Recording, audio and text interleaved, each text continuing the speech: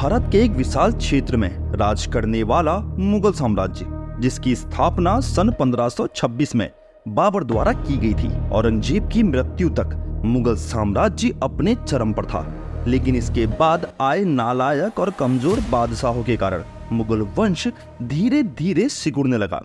इसी दौर में एक कहावत प्रचलित हुई, सल्तनत ए शाह आलम अज दिल्ली दा पालम, यानी शाह आलम का साम्राज्य दिल्ली से पालम तक है। इस समय दिल्ली में 17वें मुगल बादशाह शाह आलम द्वितीय का राज था, जिसके समय मुगल साम्राज्य सिकुड़कर केवल दिल्ली से पालम तक ही सीमित रह गया था। शाह आलम एक अच्छा कवि था जो ब्रज और फारसी में बेहद रोमांचक कविताएं लिखता था, लेकिन एक बादशाह के रूप में ये बिल्कुल भी योग्य नहीं था।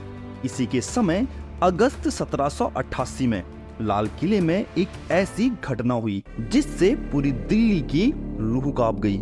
इस दिन एक अफगान रोहिल्ला सरदार गुलाम कादिर अपने 2000 सैनिकों के साथ बेखौफ होकर शाही दरबार में घुस गया और मुगल बादशाह शाह आलम से शाही खजाने के बारे में पूछने लगा, जिसका जवाब नहीं मिलने पर कादिर ने शाह आलम को गद्दी से उतारा और उसे धूप में भूखा प्यासा बैठने के लिए मजबूर कर दिया।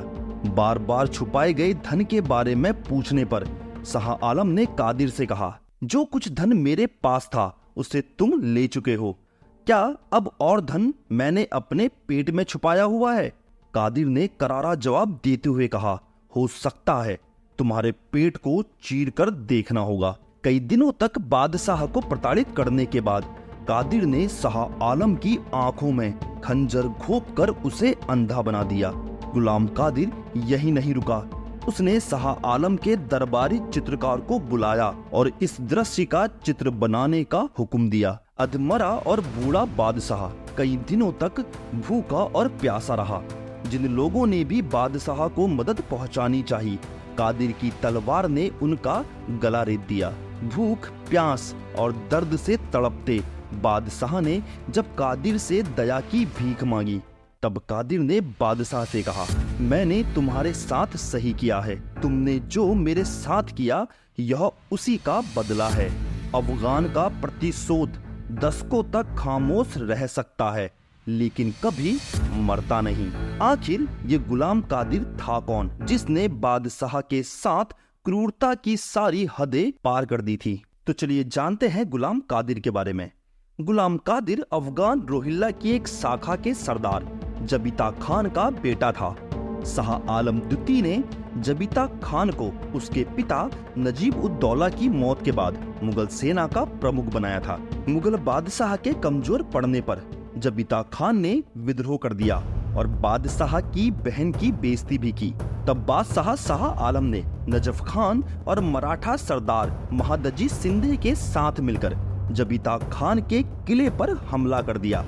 जबीता खान ज्यादा देर तक नहीं टिक सका और किला छोड़कर हिमालय की ओर भाग गया। अब शाह आलम और उसकी सेना ने किले में भयंकर लूटमार मचाई। जबीता खान के परिवार को पकड़कर दिल्ली ले जाया गया। किले में मौजूद महिलाओं के साथ बलात्कार कर उन्हें अपमानित किया गया। अफगानी औरतों और बच्चों को किले से निकालकर मुगल शिविर में भेज दिया गया। यहाँ तक कि जबीता खान के पिता नजीब उद दौला के मकबरे को भी तहस नहस कर दिया गया। जबीता खान का 8 वर्षीय बेटा गुलाम कादिर भी बंदी बनाकर दिल्ली लाया गया। गुलाम कादिर बेहद खूबसूरत था, जिसे शाह आलम ने अपने पास रख लिया। कई दरबारियों ने मुगल बादशाह को गुलाम कादिर की हत्या का सुझाव भी दिया था, लेकिन बादशाह ने ऐसा नहीं किया। गुलाम कादिर की खूबसूरती के कारण बादशाह के हरम की औरतें कादिर में दिलचस्पी लेने लगी थी। सो एक दिन बादशाह ने कादिर को नशे की दवा से बेहोश कर उसे नपुंसक बना दिया। कादिर को जब होश आया तो यह उसके लिए किसी सदमे से कम नहीं था। कहा यह भी जाता है कि जब कादिर मात्र 10 साल का था तो बादशाह उसे महिला का रूप देकर नृत्य करवाता था और उसका यौन शोषण भी करता था। कुछ समय बाद बड़े होकर कादिर ने शाह आलम को मजबूर कर मुगल सेना का प्रमुख बन गया और अमीर अल उमरा की उपाधि भी ली। जब शासन में बादशाह की पकड़ ढीली होने लगी तो बदली की आग में जलते कादिर ने शाही दरबार पर अधिकार कर बादशाह को लूटा और बेहद प्रताड़ित किया। कादिर का यह वहशीपन केवल बादशाह तक ही नहीं थमा, उसने बादशाह के शहजादे और शहजादियों पर भी जुल्म करना शुरू कर दिया। शाह आलम, उसके बेटे और पोतों को महिला के वस्त्र पहनाकर सरेआम नचवाया गया।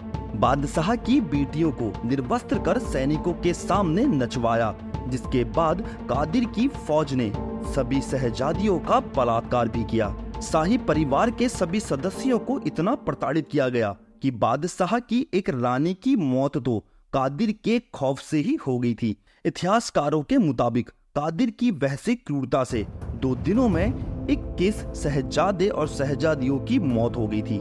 गुलाम कादिर के मुगल बादशाह और शाही परिवार के साथ क्रूर रवैये के कारण लोगों की सहानुभूति शाह आलम के साथ हो गई। कादिर के इस व्यवहार से इतना आक्रोश फैल गया था कि मराठा सरदार महादजी शिंदे ने एक बड़ी सेना के साथ दिल्ली की ओर कूच किया और कादिर पर आक्रमण कर दिया। कादिर जान बचाकर भाग गया, लेकिन जल्दी ही उसे मथुरा के पास पकड़ लिया गया।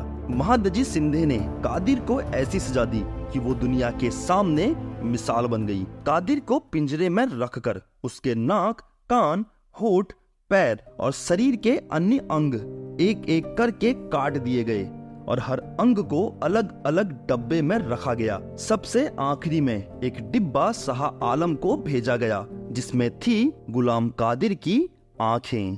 तो आपको हिंदुलॉजी फैक्ट का यह रोचक वीडियो कैसा लगा? अगर आपको यह वीडियो पसंद आया तो वीडियो को लाइक, शेयर और चैनल को सब्सक्राइब जरूर कर लीजिएगा।